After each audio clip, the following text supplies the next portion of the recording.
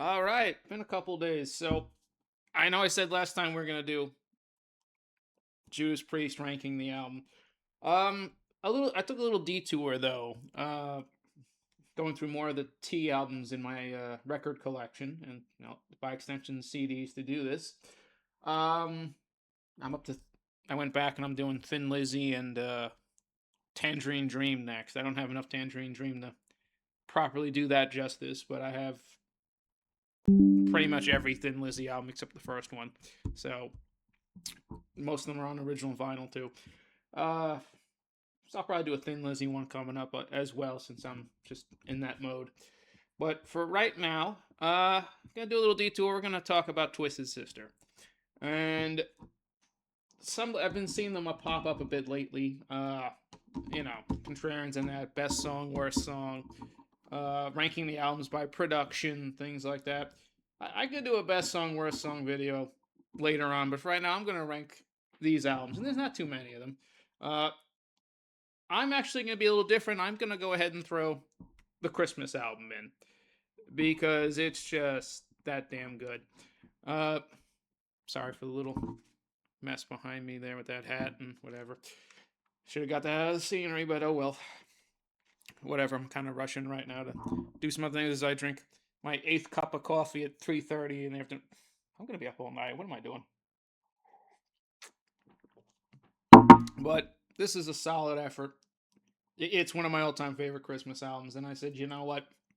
They put a lot of love and effort into this thing, so I'm just gonna go ahead and include it as a studio. Everyone else just knocks it down to the usual five. I'm like, we don't need to do that. We can throw this in. Why not? So at the bottom of the pile, my number six. Hold on, let me think. Yeah. So my number six, Come Out and Play, 1985. This is my dad's copy, and yes, the fault is here. The cutout's is torn at the arms though, but the rest of it's intact. I can't complain. This album was rated H for humor. Yeah. This record contains some words and phrases that require a sense of humor. If you don't have one, well, then don't listen.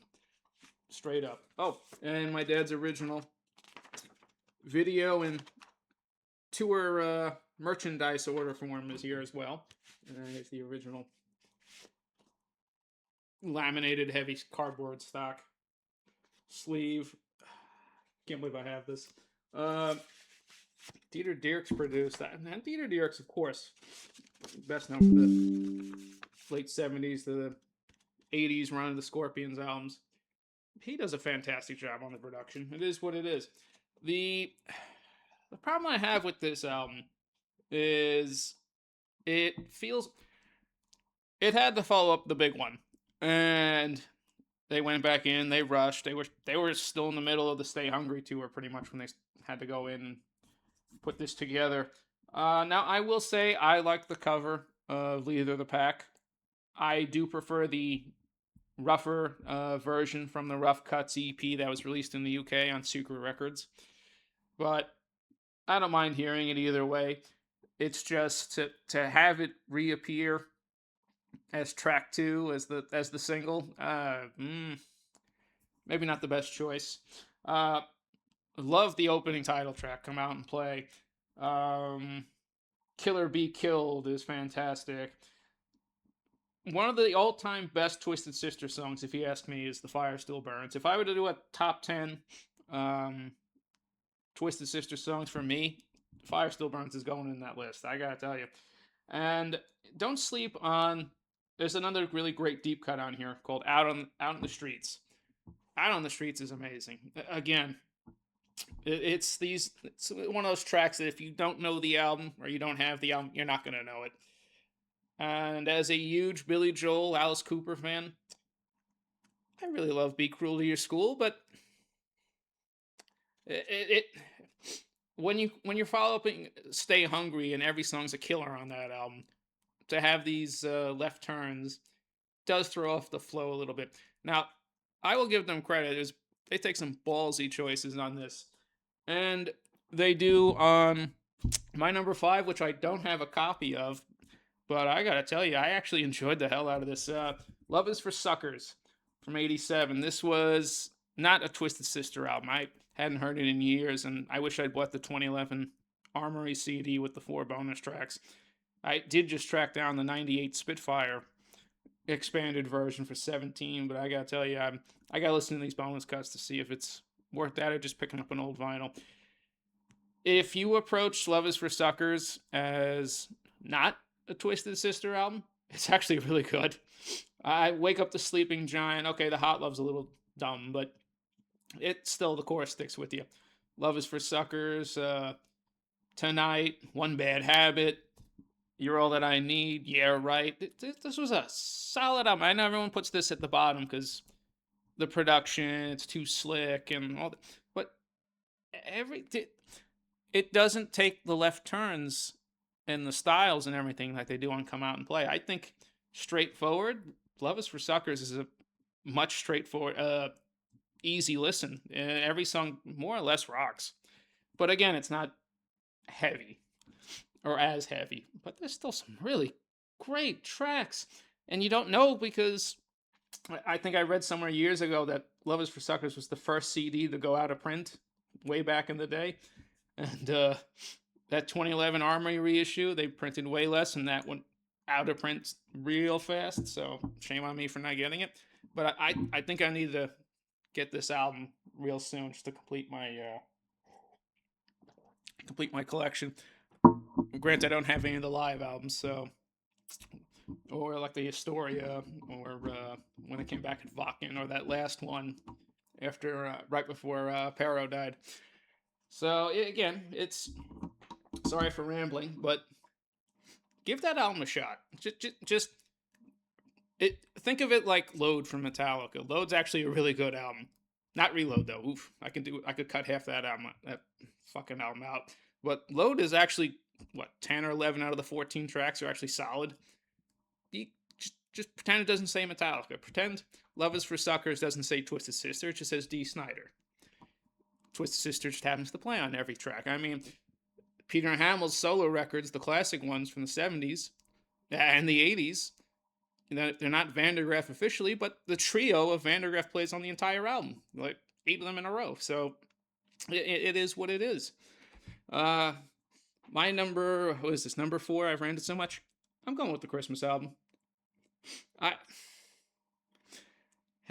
Have Yourself a Merry Little Christmas with the traditional startup, and then they goof around, and then the song takes off.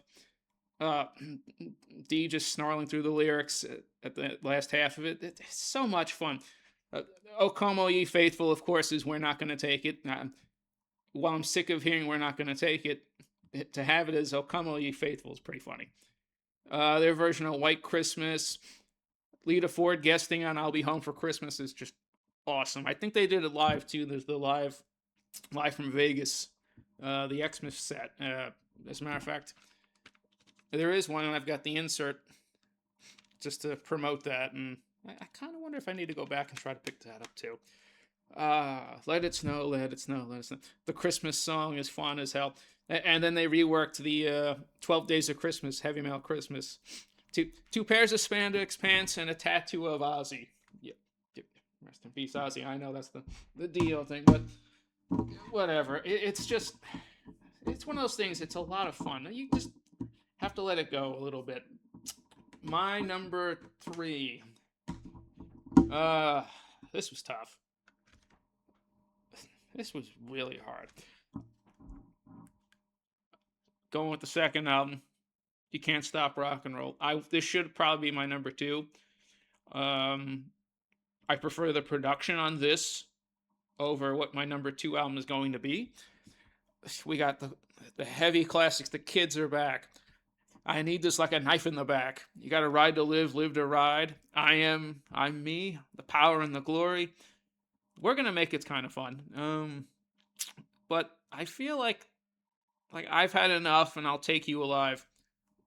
Great songs, but compared to the first 5 or 6, the album kind of starts to peter out in the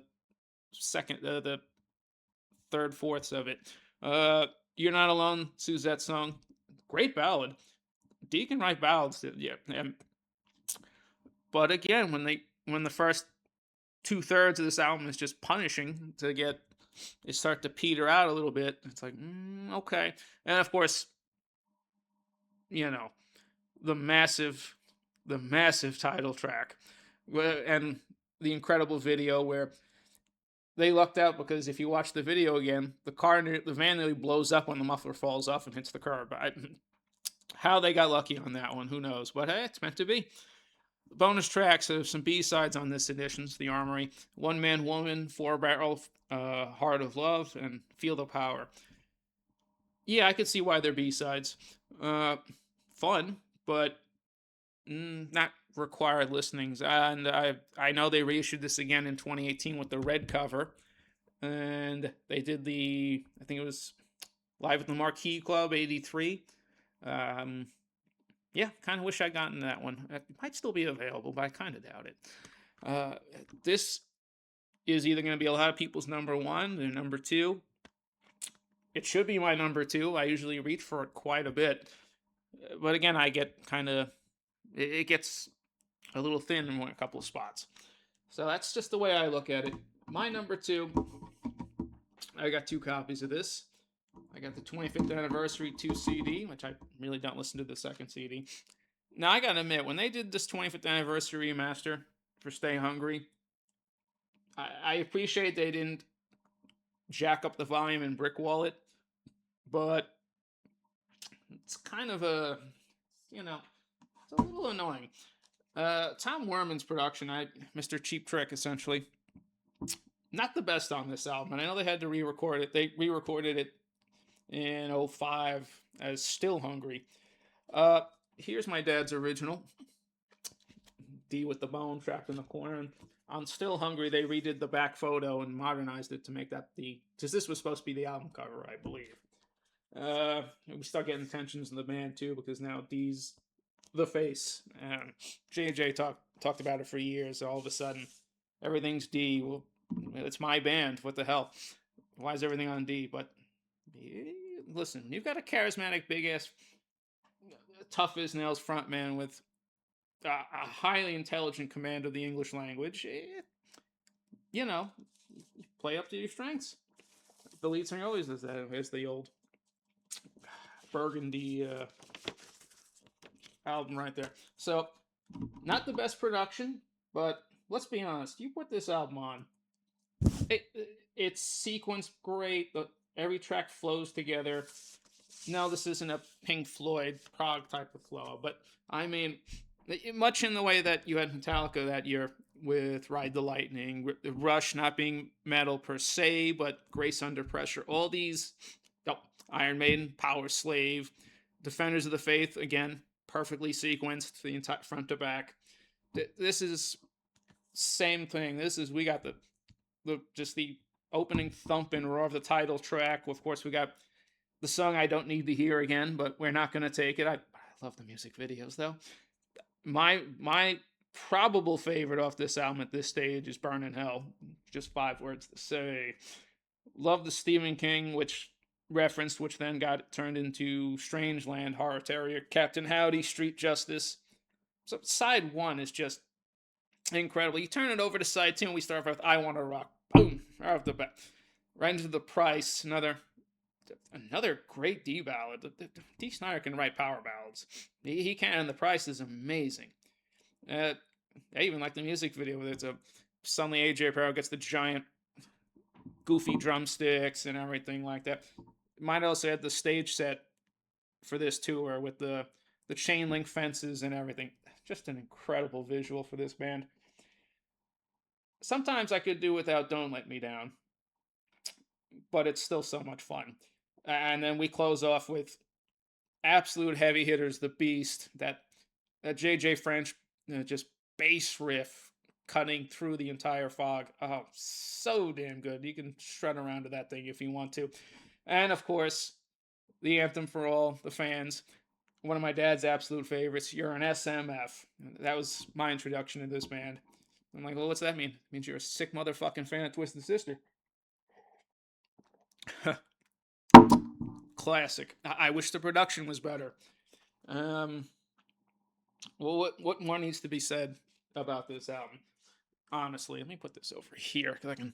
Oof. I need to get some baggies for these so they don't get any more shelf scuffle. And of course, my number one is always has been, probably always will be. You're under the blade. Whoa, you're under the blade. Oh, what you don't know sure can't hurt you. Run for your life. It's a sin after sin. Shoot him down, shoot him down. And then the slow, almost Sabbath-like dirge that is Destroyer. The title track, of course. I'm gonna tear it loose. There is not really, of the original 9 tracks, there's really not a bad track here. This is a punch to the gut. This was a band that had been around for this was 81, 82. They've been around for 6-7 years by that point. All over New York, Yonkers, Brooklyn, and Lemore's, where Dad used to see them, or CBGB. D wasn't even the original singer, for fuck's sake. But once he got there, everything changed. You get on this edition, if you can track it down. I still haven't watched the DVD, actually. I've had this 15 years and I've never watched the DVD. Oh boy. That's the 1982, the Reading Festival. Not Reading, this is Reading in the UK. I know that's our fun with homonyms and everything. So you get bonus tracks, you get the rough cuts versions of What You Don't Know Sure Can Hurt You, the initial Shoot 'Em Down, Under the Blade, that old version of Leader of the Pack I really love, and of course, the live show. Early on, they're just literally hungry. This is just a punch to the face pretty much for every track, and I do like the UK album cover and then the US one where it's just deposing and the labels all instead of the cool blue, sleek blue, it's like this yellowed burgundy thing, fade. It looks kind of goofy compared to this one. So again, my number one, the heaviest, the hardest, the one that just kicks your ass. It's Under the Blade. Number 2, I'll just take the CD. Stay Hungry, the Indomitable Classic. 3, Can't Stop Rock and Roll. 4, yeah, A Twisted Christmas. 5, Don't Have It, Love Is for Suckers. And my 6, and there's really not a bad album here. Come Out and Play. Yeah, I gotta stop playing with this because it's gonna fall off, and you can rarely get a clean cover with the insert and everything. But that's it. I think I could pull together a top 10 songs in a little while. I'm gonna go run and go see a buddy real quick before it gets too late. But again, sorry for the delay. Thanks for watching. Drop a comment, hit like, subscribe if you want. Hey, it's all fun. I just love doing this when I get to it. Till the next time. See you guys.